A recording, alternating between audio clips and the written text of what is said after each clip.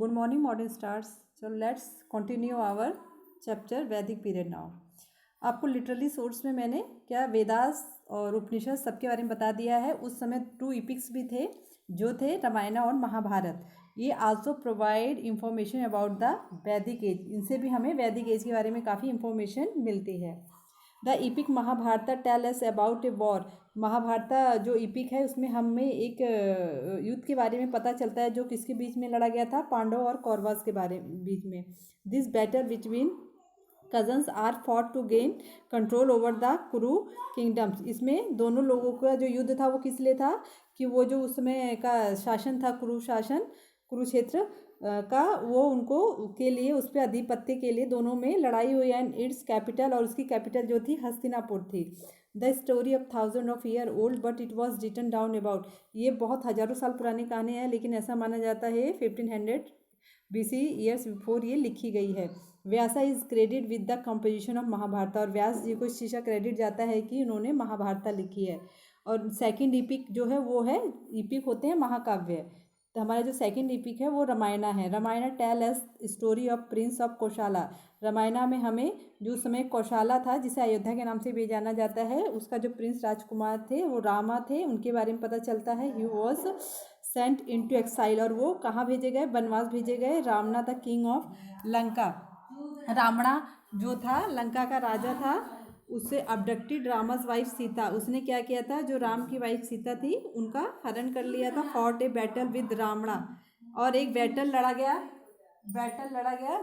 रावणा और राम के बीच में सीता को प्राप्त करने के लिए. After this victory over Ravana Rama done. और रावण को हराने के बाद और मार देने के बाद जो राम थे वो अपने कैपिटल कौशाला वापस आए, अयोध्या.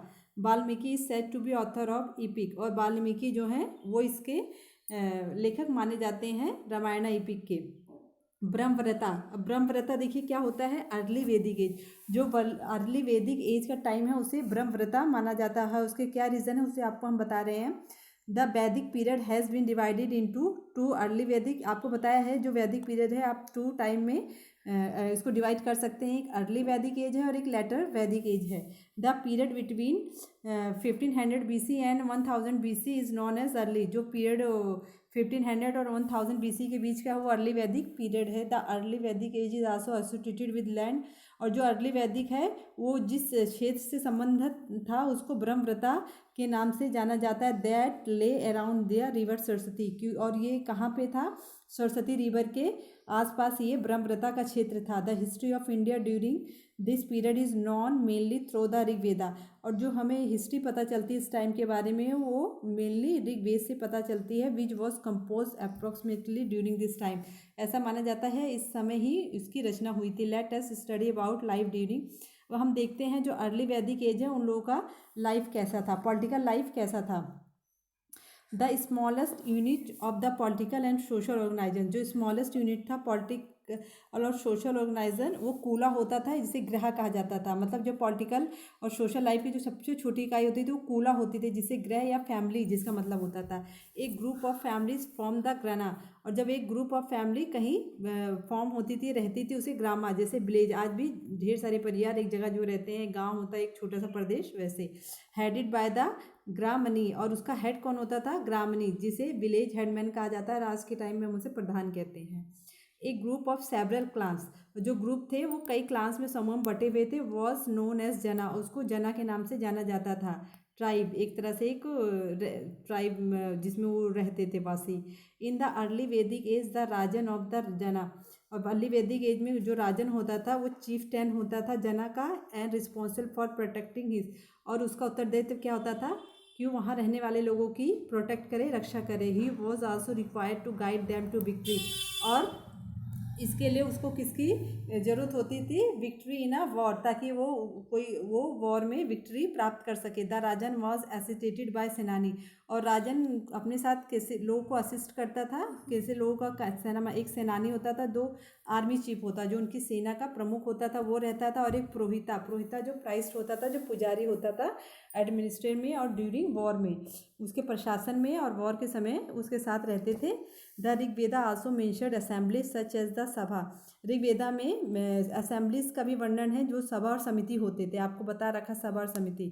विच रिजॉल्व डिस्प्यूट अमंग ट्राइब्समैन, और जो किससे रिजॉल्व बने होते थे, जो उसमें रहने वाले ट्राइब्समैन, और डिसाइडेड अपन प्रोफेशन और रिसोर्सेज, और जो भी वो पोसेशन ऑफ रिसोर्सेज होते थे उसके आधार पे होते थे। द सभा वाज मेड अप ऑफ, जो सभा थी वो किससे मिलके बनती थी, important member of the tribe, जो उस ट्राइब के सबसे महत्वपूर्ण लोग होते थे वो मिलके सभा का निर्माण करते थे।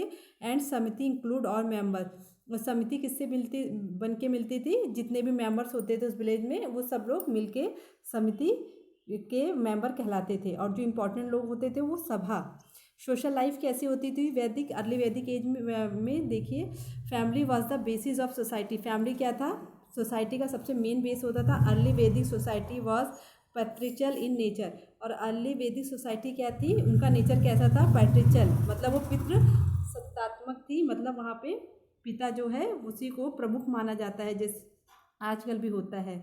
The oldest living male member was the head of the family, और जो उस घर में जो सबसे जो ओल्डेस्ट लिविंग मेल होता था, जो भी आदमी जो सबसे ओल्ड होता था उसका हेड होता था फैमिली का। आज भी देखिए घर में आपके दादा हैं या जो भी हैं वही हेड होते हैं। ही वॉज कॉल्ड द कुल्पा और द गृहपति, उनको क्या कहा जाता था, कुलापा या गृहपति कहा जाता था। द वेदास ले stress on the sensitive of marriage, और वेदास में क्या है, मैरिज के सेंसिटिव्स के बारे में भी है एंड फैमिली लाइफ के बारे में है। वुमेन एंजॉय ए रिस्पेक्टेबल पोजीशन, और इसमें जो वुमेन्स की जो पोजीशन थी वो बहुत अच्छी थी, उसको एंजॉय करती थी इन अर्ली वैदिक, इसमें अर्ली वैदिक सोसाइटी में। However wives are less, लेकिन इसके बावजूद भी जो वाइफ्स होती थी उनकी इंपॉर्टेंट जो है उनके हस्बैंड से कम होती थी। In spite of this there is an assistant of 5 women who compose hymns, और केवल इन सबके सिवा की जो 5 औरतों का वर्णन है जिन्होंने कुछ हाइमेंस अपने आप कंपोज किया है। क्लासिफिकेशन ऑफ सोसाइटी, अब देखिए सोसाइटी को कैसे क्लासिफिकेशन किया गया है। द अर्ली वैदिक society was divided on the basis of the skill और the type of work and people live, कि अर्ली वैदिक में लोगों का जो डिवाइडेशन होता था वो उनकी स्किल पे होता था, वो किस प्रकार का काम करते हैं, किस प्रकार का काम जानते हैं, उस आधार पे उनका डिवाइड होता था। Division of society on the basis of occupation in early, की जो डिवीज़न होता है सोसाइटी का वो उस बेसिस पे होता था ऑक्यूपेशन की, वो कैसा काम करते हैं अर्ली वैदिक पीरियड में। वॉज फ्लेक्सिबल, और वो फ्लेक्सिबल था, क्या वो बदल सकता था, कि मतलब अगर आप जो काम करते हो आपको उस नाम से जाना जाता था, बाद में अगर आप अपना प्रोफेशन चेंज कर सकते हो, जैसे आप पहले सोनार थे अचानक आप किसान बन जाते हैं तो आपको उस हिसाब से जाना जाता था। How ever this system wicket, और इसके बाद क्या हुआ, ये सिस्टम जो है बिल्कुल रिग्ड हो गया, बिल्कुल मतलब कठोर हो गया। आप जो आप काम करते हो आप वही हो गया, आपके होने वाले जो जनरेशन वो भी ऐसे होंगे। In later Vedic period the caste of person began to determined by birth, उसके बाद जो लेटर वैदिक पीरियड था उसमें जो कास्ट थी वो पर्सन की किस पे जिसमें वो जन्म लेता था उसी से उसको जाने जाने लगा। You shall read more about this later, और इसके बारे में आप ज़्यादा आगे हम कल के वीडियोज़ में आपको बताएंगे। Enough for today and good luck and thank you and good day. Thank you children.